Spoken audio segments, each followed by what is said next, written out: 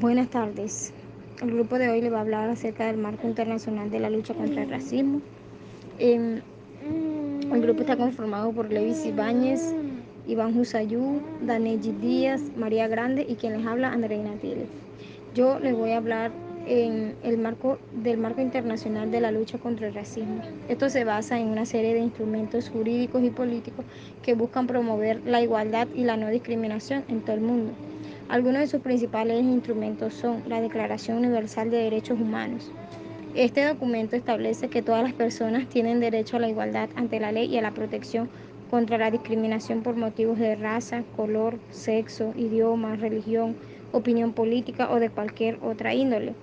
Como segundo tenemos la Convención Internacional sobre la Eliminación de todas las formas de discriminación, pues este tratado establece que la discriminación racial es una violación de los derechos humanos y obliga a los estados a tomar medidas preventivas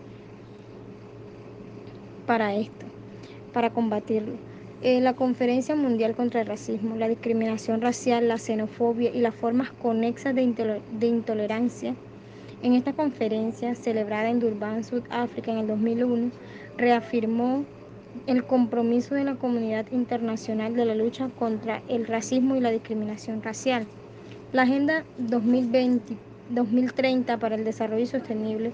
Este plan de acción global establece que la igualdad y la no discriminación son fundamentales para lograr un mundo más justo y sostenible. En resumen de todo lo que les he dicho, el marco internacional de la lucha contra el racismo se basa en la promoción de la igualdad y la no discriminación como valores fundamentales de los derechos humanos y del desarrollo sostenible. La construcción de un marco institucional de la protección de los derechos humanos han ido de la mano con lo acontecido en el ámbito más amplio de la comunidad internacional. Estos avances no han ido acompañados en la misma medida de la incorporación, adopción y ratificación efectiva de los múltiples mecanismos e instrumentos adecuados a la protección de los pueblos indígenas, afrolatinos y afrocaribeños. A pesar de que la mayor parte de los países han ratificado la Convención sobre la Eliminación de todas las formas de discriminación racial, ello no ha implicado la adopción de medidas concretas sino hasta la década de los 90. La primera fue la Conferencia Internacional Americana celebrada en 1948 y la aprobación de la Carta de Garantías Sociales. En esta se solicita que los estados tomen las medidas necesarias para prestar al indio protección y asistencia, resguardándolo de la presión y la explotación, protegiéndolo de la miseria. El OIT aprobó el Convenio 107 en 1957, de los primeros destinados a la protección de los derechos de los pueblos indígenas, ratificado por 27 países y operó durante 32 años. En 1969 se aprobó el protocolo adicional de la Convención Americana sobre Derechos Económicos, Sociales y Culturales, conocido como San Salvador. Sus órganos de fiscalización, la Comisión Internacional de Derechos Humanos y la Corte Interamericana de Derechos Humanos han participado de manera activa en el resguardo de garantías y derechos humanos. En 1989 se aprobó el Convenio 169 sobre los pueblos indígenas y tribales en países independientes. En este se reconoce por primera vez el derecho a una identidad, el reconocimiento a formas de expresión propias a través del carácter del pueblo. Los convenios y los tratados que se han firmado con el fin de fortalecer, promover y proteger los derechos de los pueblos indígenas deben tener una mayor relevancia dentro del eje político y económico del mundo actual. La realidad que hoy en día se vive en toda América es que ese fortalecimiento y la protección a estos derechos y la aplicación de sí mismo han sido nulos, han sido dejados en el olvido, permitiendo que los gobiernos de turno vulneren los derechos de estos pueblos indígenas que desconocen las leyes constitucionales que la rigen.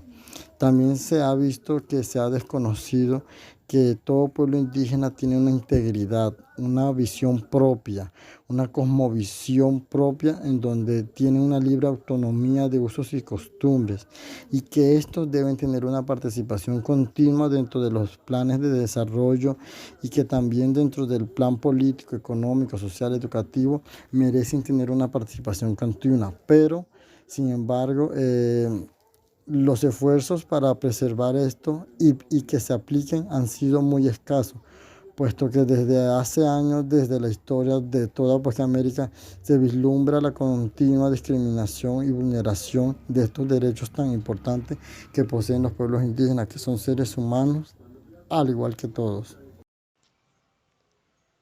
Tras siglos de exclusión y dominación, a principios del nuevo milenio, los pueblos indígenas afrolatinos y afrocaribeños presentan los peores indicadores económicos y sociales.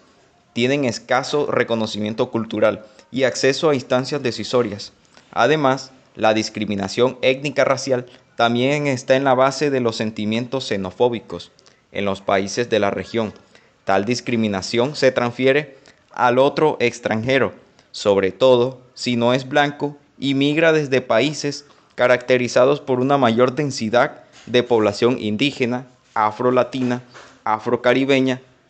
La xenofobia se exacerba si aumenta la masa de desplazados entre fronteras, sea por razones económicas o por expulsión debido a conflictos bélicos, y sobre todo si las migraciones internacionales se ven presionadas sobre mercados laborales ya restringidos en los países receptores. En América Latina y el Caribe, lo más importante son, por una parte, aquellos que han asumido los mandatos de los propios estados y gobiernos de la región de la OEA y el BID. El papel de la OEA en particular es de gran importancia en las generaciones de propuestas e instancias de trabajo sobre las minorías étnicas y raciales. Destacan entre ellos los programas de seguimiento a las cumbres de jefe de Estado, programas de educación y papel de gravitante en la protección de los derechos humanos de las poblaciones indígenas y afroamericanas a través de la Corte Interamericana de Derechos CIDH. Las cumbres de los jefes de Estado realizadas en 1992 han asumido una tarea fundamental con relación a las creaciones de mecanismos e instituciones que llevan a cabo acciones concretas y a lo que respecta a la discriminación por raza y etnicidad. Se destacan entre estas instancias el plan de acción dentro del cual se creó el Programa Interamericano de Combate a la Pobreza y la Discriminación. Está en plena operación también el Fondo para el Desarrollo de los Pueblos Indígenas y Americanos, Latinos y el Caribe, con sede en Bolivia.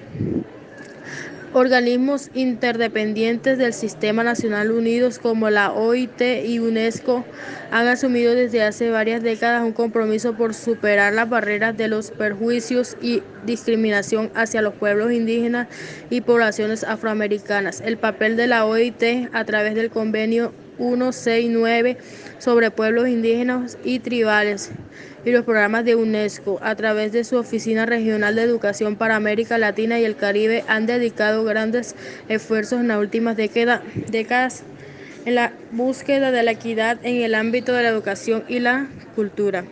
En el plano de apoyo productivo, las Naciones Unidas cuentan con un conjunto de organismos que presentan cooperación y asistencia en materia de investigación o proyectos de desarrollo agrícola y rural, como la Organización Nacional de las Naciones Unidas para la Agricultura y el mandato particular para aliviar la pobreza de las zonas rurales más pobres y marginadas de los países en desarrollo, lo que tiene un impacto directo en el grande continente de población indígena. En América Latina, el FIDA ha apoyado programas de población indígena en Bolivia, Brasil, Colombia y Venezuela.